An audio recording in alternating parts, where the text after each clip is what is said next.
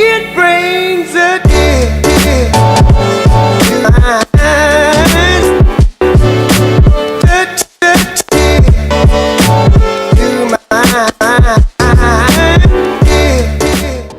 All right, welcome back to South by Southwest Film Festival 2019.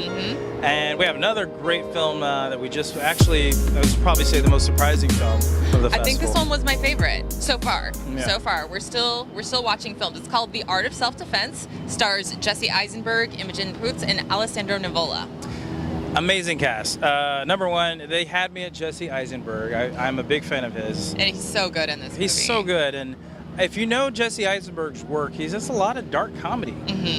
Historically, I'd say he has more dark comedy than anything else. Absolutely. Yeah, and this one's very dark. Very dark and very, very good. If you want to deep dive into the world of toxic masculinity, For sure.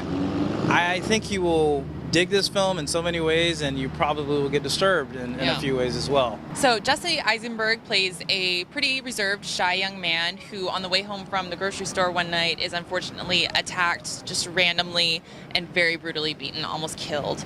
After he recovers, he has trouble kind of venturing out of the house, and so he decides to enroll at a karate dojo so he can feel a little bit stronger, feel like he can take care of himself, confident. can defend himself. Right. So Alessandro Nivola plays the sensei, and this is where the humor starts to come in. Everything is, all the dialogue is so dry. Yes. The humor is so dry and over the top. It reminds you of like dry British humor, except Absolutely. it's not at all British. Except so much darker. It's so much darker, very like ego-centric, American-driven. All about chauvinism. Yeah, chauvinism for sure. at its finest, about being a man, and it's so disgustingly funny. Yes. Yeah. And I will say, we say, oh, there's some, thoughts about toxic masculinity in there.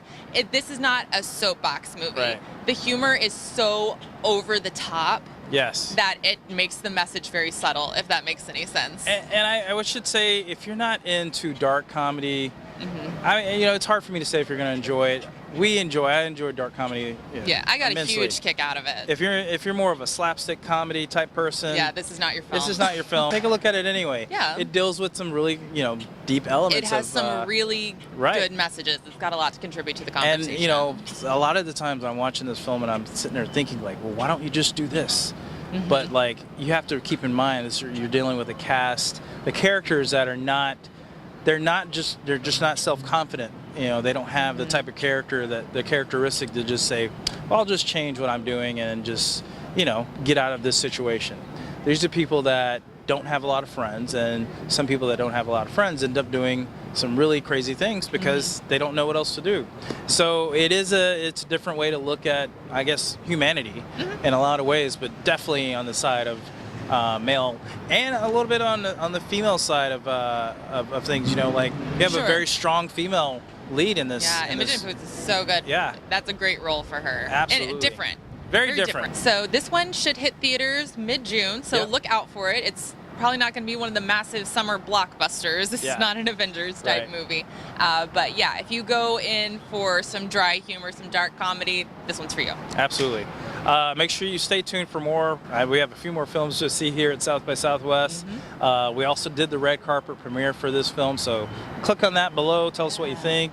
Make sure you subscribe, share it with your friends, and then come back and see us for more.